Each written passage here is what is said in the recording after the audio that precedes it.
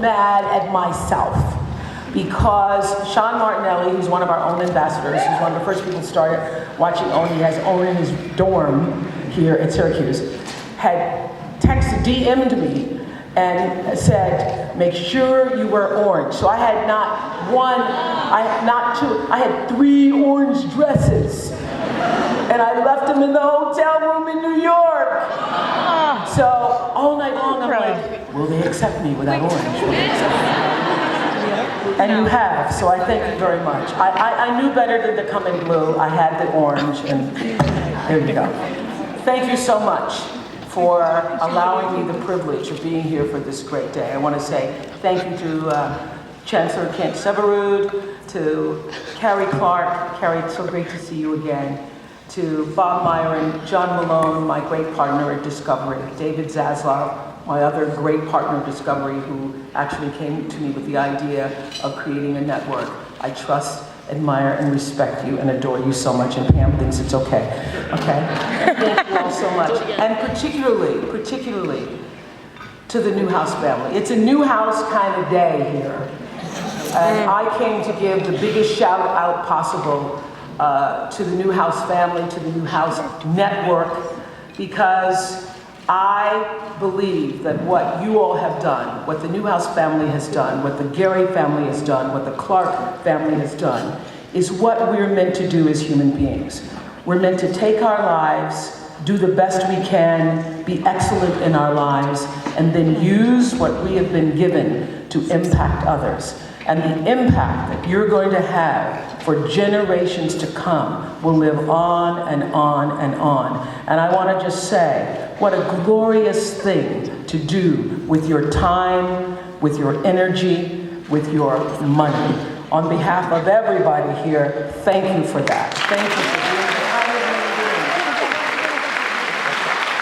Thank you for your commitment to education, to journalism and media for the past 50 years, from Vanity Fair to Vogue to GQ to Discovery Magazine, all of it. And, you know, to be able to break down barriers and to level the playing field and to really help everybody who comes through this school to tell the important stories of our time. That's really what great media is all about. And I know that that is what will happen for generations to come. And I just want to say to all of you students here, you are so lucky. You are so lucky. Do you even know how lucky you are?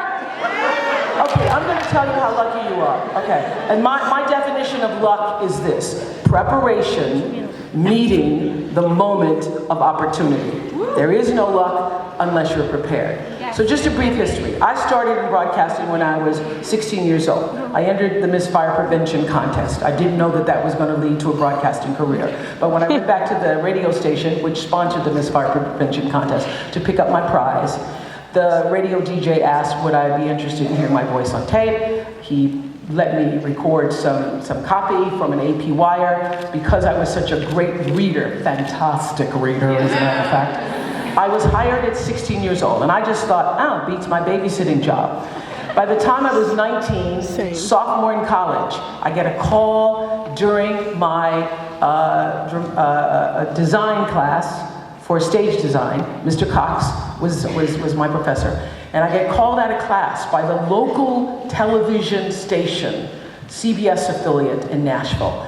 And the news director there had heard me on the radio. So he calls and asking, would I be interested in a job in television? And I said, no thank you, sir, because I cannot get my classes to arrange around the time that you need me to work in television. So then I went back to class. Mr. Cox says, who was that? And I said, well, it was this guy from CBS, and he said he wanted me to have a job, but I told him I didn't have the time. And Mr. Cox says, that is the reason you go to school, fool. So that CBS can call you. So I started working in television at 19 years old. I had no idea what I was doing. In the Miss Fire Prevention contest, I answered the question of what do you want to be when you grow up? All the other great answers were taken. So I said, I want to be a journalist, to bring truth to the world so that people can see through stories how to best improve their own lives. It was such a fantastic answer. I never thought of it before that day. The only reason I thought of it is because I'd seen Barbara Walters on the Today Show earlier that morning. So I stepped into television journalism with this idea about telling the truth. I didn't have the facilities that you have. I didn't have the production room. I didn't have the lit control room. I didn't have behind the scenes training or in front of the camera training. I was just sort of winging it with my bell and howl. And so, And so when they asked, when the news director said, do you know how to cut film? I go, oh yeah, sure, I know how to cut film. And went in and begged the editor to show me how. Do you know how to cover stories? Oh yes, I know how to cover stories. And my first city council meeting, I begged the head of the city council to please understand this is my first story. So I was winging my way through it, making $100 a week.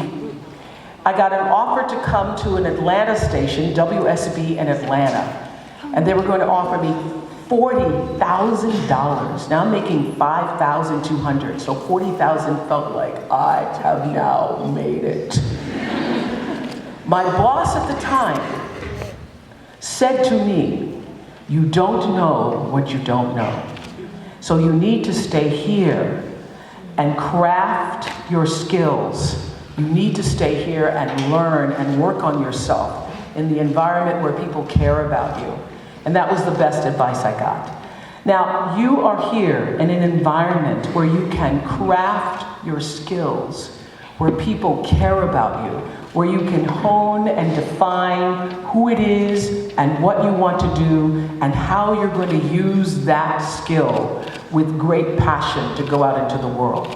The most important thing I feel is being able to operate from the interior of your soul and allow the passion of your heart to lead you to do the good and great work. You know, when I first started in television as a newswoman, I could feel that it wasn't for me. Everybody was telling me that how lucky I was to have this job, and eventually by the time I moved to Baltimore, I was making $22,000 a year, and I was 22, and my father was like, you are never going to make more money than that. Thank God he was wrong. And so I kept the job. I was holding on to that job as a newswoman because I thought, well, I'm never going to make more money than this. And my best friend Gail said, oh my goodness, if you're 30 and you're making 30 and then you're 40 and making 40, you would have made it in the world. So I was holding on to it for the wrong reasons. And then got demoted, literally fired from my position on the evening news and moved into the field of they put me on the talk show because they didn't want to pay out the $22,000 contract. And the moment I did the first talk show, I knew that I had found my space in the world. I was interviewing the Carvel ice cream man about his malted flavors, but I knew that there was more ahead. So for you all to have the benefit of developing, honing those skills in such a way that when you step out into the world, you already know who you are and what you've been called to do. I think it's the greatest gift. I commend everyone here who has contributed to the innovative way of thinking and being that will allow you to be some of the best journalists, some of the best producers, some of the best creators in the form of television and media the world has ever known. I think most important, it is really necessary to have vision for what you do. One who is an alumni and is now the great executive producer of CBS Morning News, Chris had the vision to hire my best friend Gail. And I'm not just saying that because she's my best friend. When she called me and said, wants me to do the morning show with Charlie Rose, and I said, well, that'll never work. I don't know how in the world you would. And the fact that he was able to see and to know, to step into a way of doing morning television that nobody had done, because everybody's been trying to fix that show for years, and that he was able to have the vision came, I think that's because it's Syracuse. The vision to know that that was the right move. So being able to move through your life with a sense of vision, a sense of purpose, a a sense of passion and love for the stories that you're telling. I think that the world is in great need of knowing the truth and being able to discern what is the truth. And I think that you all are the ones to prepare them to hear it. Again, I thank you to the Newhouse family, to the Gary family, to the Clark family for this extraordinary day. Thank you.